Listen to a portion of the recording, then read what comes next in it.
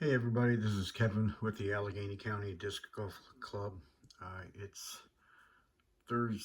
Friday afternoon, um, and we are preparing an explanation here of the why behind the cancellation of the second annual Marsh Madness Disc Golf Tournament that was scheduled for Saturday, March 14th at the Glades in Garrett County. Uh, I'm not expecting everyone to like this explanation. I'm not expecting everyone to think this explanation is suitable, but I think people deserve it. I'll certainly admit uh, some imperfect thinking along the way, but I'll also acknowledge where I believe I'm 100% right and where that sense of being right is non-negotiable, that proverbial line in the sand. So what happened? So the preface here is that we're a club that we've been on courses, public and private, in 4 states, 15 counties, and I think it's 19 different courses right now. And every one of those courses has different rules by the property owners, be it the county or local government or the private property owner. We strive to learn and follow those rules to the best of our ability. Well, as you might know, the Professional Disc Golf Association also has a cajillion rules. We strive to learn and follow those rules as well. It's when those rules are interpreted in such an unreasonable manner as to defy logic and simply reverse the rule or certainly change it 150 degrees the day before a sanctioned tournament, it becomes a slippery slope. What else might be changed on the whim of somebody at the PDGA who's just missed their breakfast that morning? I don't know. Anyway, so what happened specifically is on Friday morning, the day before the event, Steve Boylan with the PDGA's Event Support and Training Manager, at the event Support Office, he called and said, hey, there is an anonymous complaint, and I think he said there were 2 of them, that his office received about the event. He said the club was breaking the rules by forcing people to use UDisc to keep score during the tournament. I said, well, no, that's not against the rules. But and we said we weren't forcing people to keep score. We were, with UDisc, we were forcing people to check in on UDisc. And we were strongly encouraging or / hoping that people, 1 person per card each round, would use UDisc to keep score. Now, there's a value to UDisc here, and if you got the pre-tournament email, you saw that the language was, pretty clear that most people would use the PDGA Live Scoring app. We had paper scorecards available. And yes, we wanted people, we directed people to use 1 person per card, use UDisc. Now, some people might say that phrase directed people to say we were forcing people.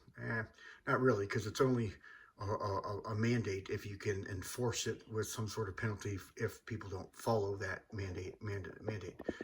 There's no enforcement function there. All we would have done is to still require them to check in on UDisc, and then we would have filled in their scores manually later. We've had to do that before. So, anyway, quibble, argue semantics, whatever you want. We were not forcing people to keep score. The rule in question, Steve Boylan said, hey, it comes down to competition rule 1.05H.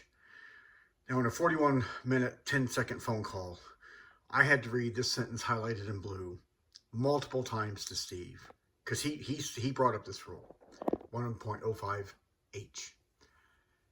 And I said, okay, Steve, let's take this rule, this section, sentence by sentence. And about 4 different times I read this first sentence. I said, if an event is not using digital scoring, the tournament director must provide paper scorecards to each player. And my intent here was to go through this and read each sentence and say, Steve, can we agree on this?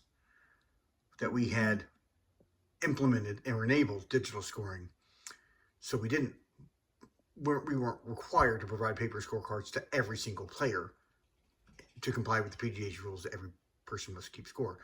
It took about 4 readings of that for him to finally acknowledge. And I had a feeling that after requiring 4 times that it was going to be a useless phone call. And that's what it ended up being. So that's the rule. There is a rule, and Todd Lyon from the PDGA's office called it a hidden rule because it's a rule couched within another rule. Sorry, I don't have a screenshot of it, but it does say that, and Todd Lyon provided me, quoted me the rule a few months ago in an unrelated discussion, that a TD can mandate how players keep score. There was no mention in that conversation and in the rule about it having to be the PDGA live scoring app. It just said TD can mandate how it can direct how players keep score. And just like here, digital scoring here is digital scoring in my interpretation, any electronic method. What Steve Boylan indicated in 1.05H is that what the PDGA means by digital scoring is the PDGA live scoring app. My argument was, well, it doesn't say that. Your rule's not good enough, so hey, fix it, and we'll follow that next time, yada, yada. Anyway, Steve said, well, hey, I just got word from the compliance board that they're not going to agree with your side of things, basically. And I kind of equated that to the fox guarding the hen house and telling everybody that the hens are fine inside. No need to check. The hens are fine. And just go by the word of the fox. That seemed a bit odd. I think there are more important things for the PDGA to worry about. But the rule's the rule, and that rule clearly does not say PDGA live scoring app. It says digital scoring. We felt we were there, and I strongly feel that the club was within PDGA compliance there. I mentioned to Steve, I said, we can get rid of UDisc entirely, the need for it. I said, if 2 things happen. A, if PDGA scoring app offers the map from basket to tee and tee to basket that UDisc offers. And I said, B, if the PDGA offers the monthly and yearly statistical packages, course review packages that UDisc offers. And of course, PDGA offers neither of those things. And I said, but if PDGA comes on board, I can save myself $30 a year and never have to use UDisc again. Of course, that's not going to happen. PDGA set in his ways. To be clear, there is a history, before even I came into the game, between PDGA and UDisc, and they were once partners. They split 2 or 3 years ago, and now the PDGA doesn't want UDisc involved at all. They don't want UDisc mentioned in the same breath as PDGA. The fact is, the 2 organizations for a time were synonymous. They were certainly intertwined. You couldn't have one without the other. And I guess maybe the breakup was not as smooth as some could go, and it is what it is. But that's where we're at. So I kind of went over the jumped ahead in the screen. So I'm just gonna skip over that. You can read that. So it was now at the end of the phone call. It was noon, and we had some things to decide, and we had 3 options. We could continue the event as planned, and at this point, guys, I was fuming. I was livid. I felt and still feel at the time I was absolutely right based on available information, and I did not feel comfortable continuing under the PDGA umbrella. Now, my words about and for the PDGA are going to be much stronger at a certain period of time. Our club's PDGA programming is not yet finished. So we'll move on.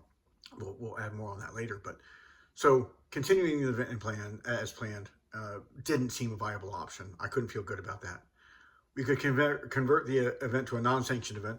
I had already sent the pre-tournament email the night before this Friday phone call, but I could have sent another email and said, hey, we're converting this to PDGA, or to a non-sanctioned event.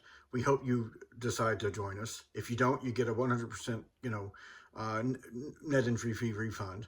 And the third option was canceling outright. And guys, here's where I feel I messed up. I wish I'd converted to the non-sanctioned event. We had more than 3 dozen people signed up. That's a good sized event for our club. It would have been the second largest tournament for us with 39 people, and just a few people away from matching our largest for May of 2025. Um, that's entirely on me. I was livid. I probably wasn't in the best frame of mind at the time to thoroughly examine all possible options, and I chose the easier one per se of just canceling the event. I really wish I'd converted it to non-sanctioned, because then the I-68 Disc Golf Tour could have proceeded with its kickoff event on Saturday, March 14th as planned. Kind of got off to a rough start there with the cancellation of the event, but again, that's on me, entirely on me, and only on me. Hindsight's 2020. I wish I could go back and do it over again. Again, it can't. It doesn't work that way. But so, moving ahead. So on Friday, March 13th, after that phone call, I canceled all previously scheduled and paid for PDGA sanctioned event programming. Or converted them rather, not canceled them, converted them rather from sanctioned to what I call now sanction free. Because generally, if you impose sanctions on something, it's not considered a good thing. So now we are sanction free, and that sanction free feeling is quite liberating. And I'll go into this more in just a moment. But so the only remaining PDGA sanctioned programming the Allegany County Disc Golf Club will have is the ongoing Spring League, which finishes May 9th. And I will submit that league report on May 9th. I'll make that final payment on May 9th. And then from the Allegany County Disc Golf Club, the PDGA will never again get another penny from us unless things change on their end.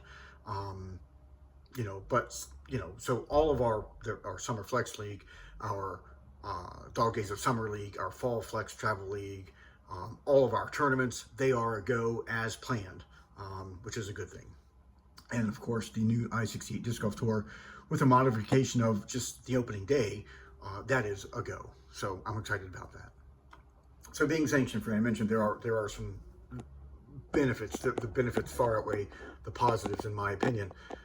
We know the negatives. The benefits far outweigh the negatives. The benefits, we know the negative is you don't get a round rating for the sanction free events. But a TD does have greater control over the event budget. More of the dollars here stay local. There is no longer a $50 sanctioning fee for the C tier, or $25 sanctioning fee for each league, a $3 per player fee, or 50 for each player in the C tier, say 50 cents per league, a $15 non-member fee. That's a great way. That one just always bugged me. If you're a non-PDGA member, they charge you for that event. They say it's for insurance. I strongly disagree with that, because the event sanctioning agreement between the TD, the host organization, and the PDGA is that insurance. So there's already insurance in play, and it's just kind of a way it's a money grab, I think, and it's not a very welcoming way for the PDGA to tell new players, oh yeah, come join us, you should, but we're going to upcharge you just because we can. And then the $25 a club of affiliate fee with the club affiliate program with the PDGA. 2026 will be the last year that's in play. The club pays $25 to the PDGA. We get virtually no benefit out of it, certainly no financial benefit, and that allows a $5 discount to club members when renewing for the next year's PDGA membership. We're not going to offer that. What it does, however, is beginning in 2027, the PDGA has announced that we will no longer be able to offer discounts to any sort of tier of player for sanctioned events. Well, we won't have to worry about that anymore.